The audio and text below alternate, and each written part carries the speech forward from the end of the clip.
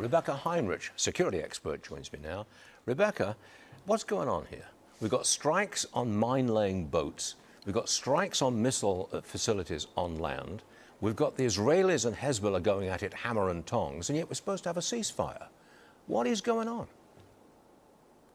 Well, this really gets to what Chairman Roger Wicker was saying, which is that if this deal is predicated on a 60-day ceasefire, you can see what a ceasefire looks like right now when the Iranians are continuing to do things like laying mines in the Strait. So U.S. Central Command took out boats because they caught those Iranian boats laying mines in the Strait that is supposed to be open and free for traffic. And then also we took out the surface-to-air missile, of course, because these Iranians are still preparing to shoot at American Navy ships. And so there's still combat going on, Stuart, even during the ceasefire, because everything that the United States does to keep that strait open to try to get some traffic through is purely defensive. And so from our perspective, we are still the ones defending the status quo and kind of trying to keep the strait open. The Iranians are still the aggressors and are not negotiating in good faith. And what about Netanyahu? He says Israel will intensify its strikes against Hezbollah.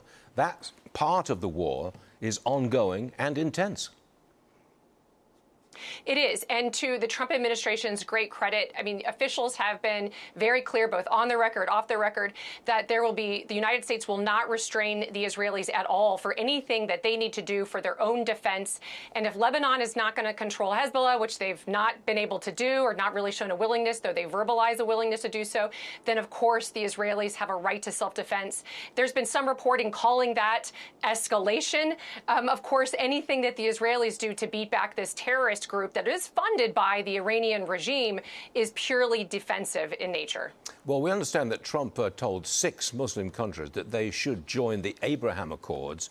Now, that would be very significant if he pulled it off. It would mean almost peace in the Middle East, wouldn't it? Is it likely? Do you think it could happen? Well, to me, Stuart, this looks like, I mean, this would be a massive diplomatic achievement, obviously. And I think part of what's going on here is it really is the Gulf states that don't want the United States to resume a robust military operations against the Iranians because they're afraid about the IRGC shooting at Gulf state targets. And so they're the ones that are really trying to get the United States to come to a diplomatic solution. Of course, President Trump says, okay, if you're not going to let us do what we believe is necessary at this point, you have to put something in here. I need you, Saudi Arabia, to commit to the Abraham Accords then. There needs to be some kind of lasting geostrategic stability in the region. If we're not going to do something that I think is necessary, and we want the Gulf states to help us finally and ultimately take care of this Iranian rump regime. But if the Gulf states are going to be nervous about it and not bold enough, then I think that President Trump is totally right to say you need to have skin in the game here and do something big, and that means normalization with Israel. Trump says Iran's nuclear program has got to be surrendered or destroyed to make this deal. Can we trust the Iranians on this? No, and here's the really tough part. It's kind of a paradox.